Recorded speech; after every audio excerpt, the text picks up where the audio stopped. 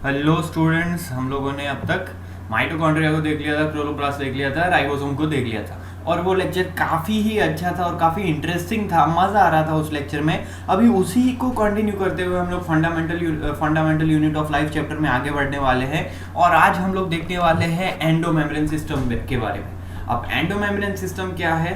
तो न्यूक्लियस है हमारे पास सेंटर में। सेंटर से कंटिन्यूअसली एक लेयर, एक कंटिन्यूअस सीक्वेंस में सारे सेल ऑर्गेनल्स अरेंज्ड है स्टैक में, मेम्ब्रेन के फॉर्म में कंटिन्यूअस है। तो उस सिस्टम को हम लोग बोलते हैं एंडोमेम्ब्रेन सिस्टम। और एंडोमेम्ब्रेन सिस्टम के अंदर क्या क्या चीज़ें आती हैं? तो एंडोप्लाज्मिक रेटिकुलम, गोल्गी एपरेटस और लाइसोसोम्स और वैक्यूल्स आते हैं। तो ये चार चीज़ें एंडोमेम्ब्रेन सिस्टम के अंदर आती है। तो सपोज यहाँ पे मैं ऐसे सेल ड्रॉ कर रहा हूँ, सॉरी रुक जाओ, इसको हम लोग इरेज करेंगे। ओके, अब यहाँ पे ऐसा एक सेल का आउटर मेम्ब्रेन है, ये यहाँ पे ऐसा न्यूक्लियस है और न्यूक्लियस के फिर कंटिन्यूएशन में ऐसे कंटिन्यूअस मेम्ब्रेन ऐसे एक सीक्वेंस में ऐसे अरेंज्ड है और ये सिस्टम को हम लोग कहते हैं एंडोमेम्ब्रेन सिस्टम। ये पूरा जो न्यूक्लियस से जो सिस्टम है, ये सिस्टम को हम लोग कहते हैं एंडोमेम्ब्रेन सिस्टम और ये हर सेल के अंदर प्रेजेंट होती है और हर सेल के अंदर ये endomembrane system endoplasmic reticulum, Golgi apparatus, lysosome से बनी होती है। गोल्गी एपरेटस को गोल्गी बॉडीज भी कहते हैं। तो अब हम लोग स्टार्ट करते हैं एंडोप्लाज्मिक रेटिकुलम से। अब एंडोप्लाज्मिक रेटिकुलम सबसे पहले डिस्कवर किया था गार्नियर ने। अब ये तो आपको डेफिनेटली याद होना चाहिए क्योंकि ब्लैक इंक से लिखा हुआ है और मैं इसको अभी ब्लैक इंक से हाईलाइट कर लूँगा। तो ब्लैक ऑल ब्लैक गार्नियर, आपको पता है ना गार्नियर। तो गार्नियर ने इसको ढूंढा था सबसे पहले और ये कहाँ पे देखने को मिलता है? तो ये देखने को मिलता है न्यूक्लियस के सबसे पास में। तो और ये न्यूक्लियस के साथ अटैच्ड भी होता है, न्यूक्लियस के पास देखने को मिलता है।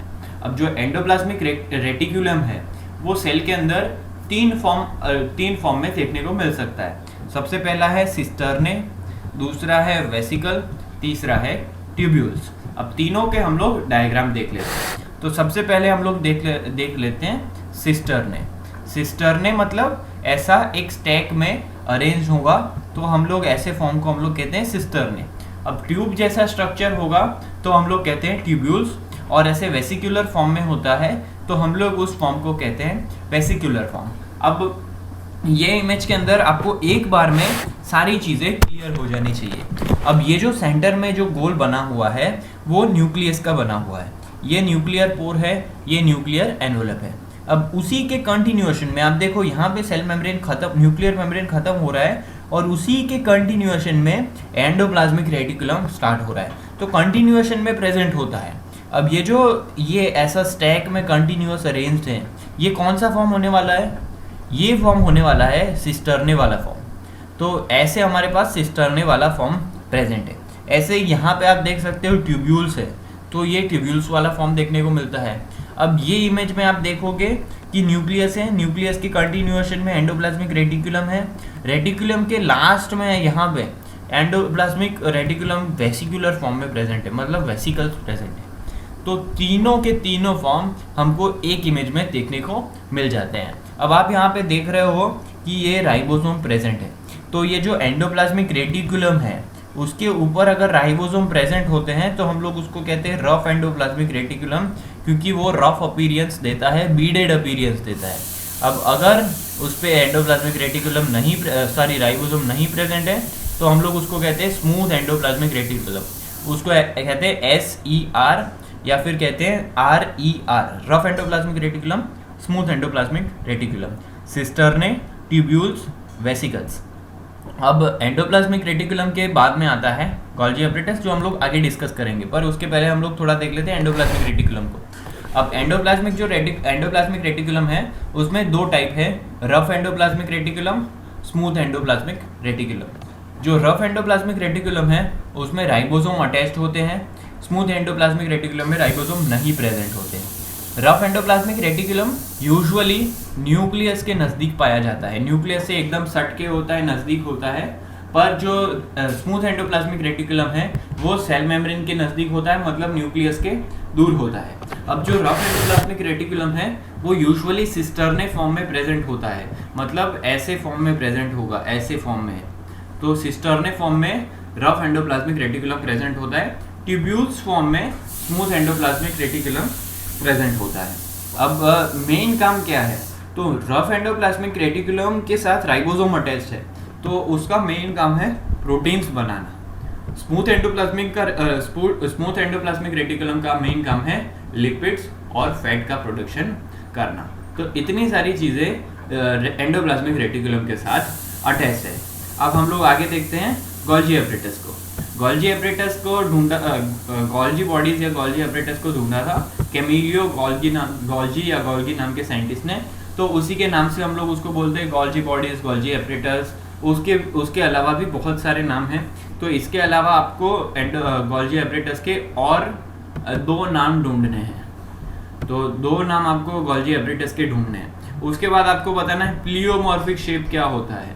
मैंने यहाँ पे मेंशन तो कर दिया है कि प्लियोमॉर्फिक शेप होता है गोल्जी एपरेटस का, तो आपको ढूंढना है प्लियोमॉर्फिक शेप कैसा होता है।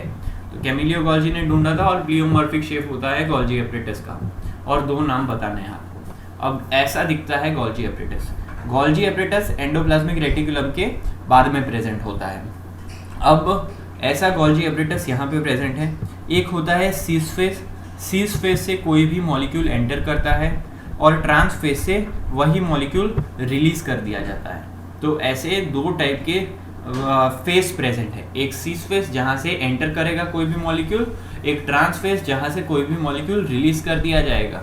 अब ये जो गोल्जी एपरेटस है वो बॉडी में कहाँ पे प्रेजेंट होता है, सॉरी सेल में कहाँ पे प्रेजेंट होता है। तो ये जो सेल में प्रेजेंट है यहाँ पे, ये यहाँ तक तो ब्लूइश कलर है वो है एंडोप्लाज्मिक रेटिकुलम। अब उसके बाद ये जो पिंकिश कलर दिख रहा है आपको, ये इतना पिंकिश कलर, ये पिंकिश कलर है हमारे पास गोल्जी एपरेटस का। अब ये जो गोल्जी एपरेटस है उसका मेन काम क्या है, तो उसका मेन काम है ट्रांसपोर्टेशन का वेसिकल बनाना। तो ये उसका मेन काम है कि ट्रांसपोर्ट वेसिकल बनाता है। अब क्या क्या काम है, तो कोई भी मॉलिक्यूल को अगर सेल से बाहर भेजना है तो गोल्जी एपरेटस हेल्प करता है। कोई भी मॉलिक्यूल का पैकेजिंग करना है, सिक्रीशन करना है, कोई एक स्पेसिफिक फंक्शन तक पहुंचाना है आउटसाइड सेल या इनसाइड सेल, तो वो काम करता है Golgi apparatus. Cell wall synthesis में हेल्प करता है।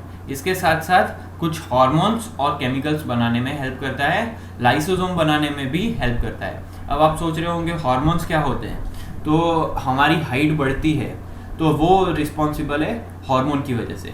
अब हमारे ब्रेन में कुछ ऐसे सिस्टम प्रेजेंट है, ग्लैंड्स प्रेजेंट है। वो ग्लैंड्स क्या करती हैं, हार्मोन रिलीज करती है। वो हार्मोन एक टाइप के मैसेंजर है, केमिकल मैसेंजर है। तो वो हार्मोन हमारे बॉडी के सारे सेल को बताएंगे कि अभी सेल डिवाइड करना है और सेल थोड़े थोड़े बड़े करने हैं। तो उसके बेसिस पे सेल डिवाइड होते हैं और सेल बड़े होते हैं। तो जब सेल डिवाइड होंगे धीरे धीरे तो हाइट बढ़ेगी, और सेल बड़े होंगे तो फिजिकली भी आदमी ग्रो करता है। तो ऐसे हार्मोन्स अलग अलग काम करते हैं। ये तो मैंने जस्ट एक एग्जांपल दिया हाइट का, ऐसे बहुत सारे काम करते हैं हार्मोन्स। बहुत सारे हार्मोन होते हैं जो अभी हमें स्टडी नहीं करने हैं। तो हार्मोन और केमिकल के सिक्रीशन में हेल्प करता है। तो मेनली गोल्जी एपरेटस का काम है एक्सपोर्ट का, कोई भी पैकेजिंग करने का, सिक्रीशन करने का, सेल वॉल और लाइसोसोम सिंथेसिस का। अब हम लोग देखते हैं लाइसोसोम को। लाइसोसोम को हम लोग कहते हैं सुसाइड बैग ऑफ सेल। क्यों कहते हैं वो हम लोग आगे देखने वाले हैं। इसको डिस्कवर किया था क्रिश्चियन डी डू नाम के साइंटिस्ट ने। तो ये साइंटिस्ट ने इसको नाम दे दिया था लाइसोसोम। उसके बाद सबसे इम्पोर्टेंट चीज़ कि जो लाइसोसोम होते हैं वो आरबीसी में नहीं प्रेजेंट होते हैं। अब इसके अलावा क्या है, तो जो लाइसोसोम है उसमें 50 डिफरेंट टाइप ऑफ एंजाइम होते हैं। अब एंजाइम क्या है, तो एंजाइम ऐसा है कि ये जो सारे एंजाइम लाइसोसोम में प्रेजेंट है वो कैंची की तरह काम करते हैं। तो एक बड़ा सा कागज़ है, उसको हमें कट करना है तो हम लोग उसको कई बार हाथ से कट कर लेते हैं उसको, पर एक लिमिट के बाद हाथ भी काम में नहीं आता है, हम लोग कैंची यूज़ करते हैं। तो वो क्या है, तो एक लिमिटेशन के बाद बहुत सारे एंजाइम काम करने लगते हैं, तो एक कैंची जो है वो हमारा काम आसान कर देती है। वैसे ही ये सारे एंजाइम है जो छोटे छोटे मॉलिक्यूल्स, बड़े मॉलिक्यूल्स को कट करने का काम हमारे लिए आसान कर देते हैं। तो ऐसे एंजाइम लाइसोसोम में प्रेजेंट है। अब ये जो एंजाइम है वो डाइजेस्टिव एंजाइम है। डाइजेस्टिव एंजाइम मतलब एक बड़ा मॉलिक्यूल होगा, उसको कट करना है। सपोज एक मॉलिक्यूल है जिसके अंदर 10 छोटे छोटे अलग सब यूनिट है, तो एक एंजाइम क्या करेगा, इसको 10 बार कट कर देगा, या फिर कितनी बार कट करेगा, जितनी बार कट करेगा इसके सारे एक एक एक एक 10 बार मॉलिक्यूल अलग अलग हो जाए। तो ऐसे ये सारे एंजाइम हैं जो कोई भी ऑर्गेनिज्म के सेल को डाइजेस्ट करना जानते हैं, और जब भी सेल को ज़रूरत होती है तो ये अपने आप को डिस्ट्रॉय कर सकता है। इसलिए हम लोग कहते हैं सुसाइड बैक ऑफ सेल। अब ये डिस्ट्रॉय कैसे कर सकता है, तो ये जो लाइसोसोम है वो लाइसोसोम ओपन हो जाएगा। लाइसोसोम एक सिंगल मेम्ब्रेन सेल ऑर्गेनल है, तो जब ये ओपन हो जाएगा तो ये 50 डिफरेंट टाइप ऑफ एंजाइम है वो ओपन होके साइटोप्लाज्म में घूमने लगेंगे और सबको डाइजेस्ट कर लेंगे। तो ऐसे इसको हम लोग कहते हैं सुसाइड बैक ऑफ सेल। अब ये जो सारे एंजाइम हैं ये होते हैं 4.86 pH पे एक्टिव, मतलब इनको एक्टिव होने के लिए 4.86 pH चाहिए।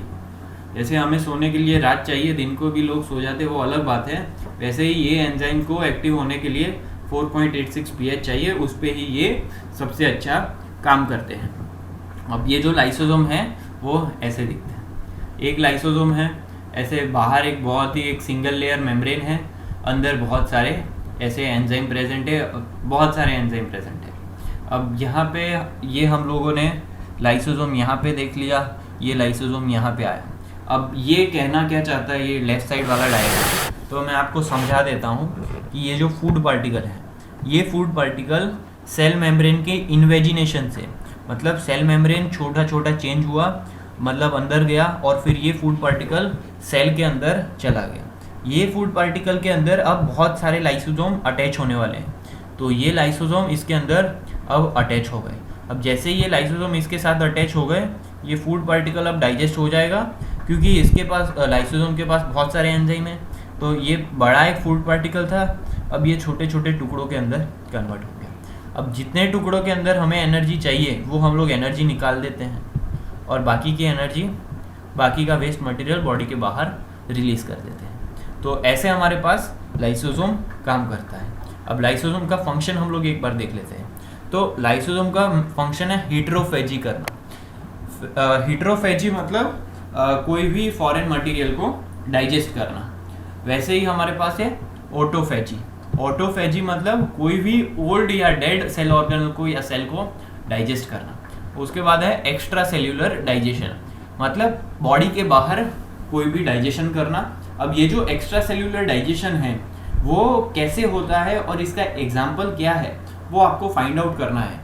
तो एक्स्ट्रा सेल्यूलर डाइजेशन का एग्जाम्पल क्या है, और ये एक्स्ट्रा सेल्यूलर डाइजेशन का एग्जाम्पल आपको फाइंड आउट करना है कि एक्स्ट्रा सेल्यूलर डाइजेशन का एक अच्छा एग्जाम्पल है, हम लोगों ने आगे भी देखा है इस चीज़ को, तो ये आपको फाइंड आउट करना है। अब दूसरी और लास्ट इंपॉर्टेंट चीज़ है कि डाइजेशन ऑफ एग मेम्ब्रेन। तो कई बार क्या होता है, रिप्रोडक्शन के टाइम पे जो एग होता है उसके ऊपर एक मेम्ब्रेन होता है जो सिर्फ लाइसोसोम डाइजेस्ट कर सकता है। तो लाइसोसोम के एंजाइम डाइजेस्ट कर सकते हैं उस चीज़ को, तो लाइसोसोम के एंजाइम उस एग मेम्ब्रेन को डाइजेस्ट करने में हेल्प करते हैं। तो मेनली लाइसोसोम का काम है डाइजेशन का। ये डाइजेशन फॉरेन मटेरियल का हो सकता है, ये डाइजेशन खुद का हो सकता है, ये डाइजेशन किसी फूड पार्टिकल का हो सकता है। तो ऐसे ये लाइसोसोम काम करता है। अब हम लोग देख लेते हैं होमवर्क। अब सबसे इम्पोर्टेंट चीज़ आपको यहाँ से नोट्स बनाने, टेक्स्ट बुक से रीड कर लेना है। अब दूसरी चीज़ कि ये जो प्रोसेस मैंने यहाँ पे लिखा हुआ है, ये लेफ्ट साइड वाला प्रोसेस, ये प्रोसेस को हम लोग कहते हैं फेगोसाइटोसिस। अब आपको जाके फेगोसाइटोसिस के बारे में पढ़ना है और फेगोसाइटोसिस के बारे में होमवर्क में लिखना है कि फेगोसाइटोसिस क्या है। इमेज ऐसा ही रहेगा फेगोसाइटोसिस का, आपको उसके ऊपर वीडियो सर्च करना है, देखना है, सीखना है, लिखना है। तो फेगोसाइटोसिस के बारे में आपको लिखना है। तो अब तक हम लोग यहाँ पे रखते हैं और मोस्ट ऑफ सारे सेल ऑर्गेनल्स कवर हो गए हैं। अब हमारा जो छोटा छोटा सिंगल सेल ऑर्गेनल बाकी है वो हम लोग नेक्स्ट वीडियो में कवर कर लेंगे। और काफ़ी सारे स्टूडेंट्स जो है वो वीडियो देखते हैं, स्किप कर देते हैं, इन बिटवीन जंप करते रहते हैं। तो ऐसा प्लीज़ नहीं करो, क्योंकि ये सारे एक सीक्वेंस में चलता रहता है। हम लोग ऐसा पैचिस में नहीं पढ़ाते कि ये 5 मिनट पहले बोलना था वो अभी बोल देंगे, या 5 मिनट बाद बोलने वाला था वो अभी बोल रहे हैं। एक सीक्वेंस में चलता है, तो उसी सीक्वेंस को फॉलो करोगे तो अच्छा रहेगा, आपको भी समझ में आएगा, आपके लिए कन्वीनियंट है। तो उस हिसाब से अभी हम लोग यहाँ तक रखते हैं, और फिर आगे में हम लोग रिमेनिंग सेल ऑर्गेनल्स को कवर कर लेंगे। सही होमवर्क कर लो, फेगोसाइटोसिस और लाइसोसोम का डायग्राम, और लेक्चर के नोट्स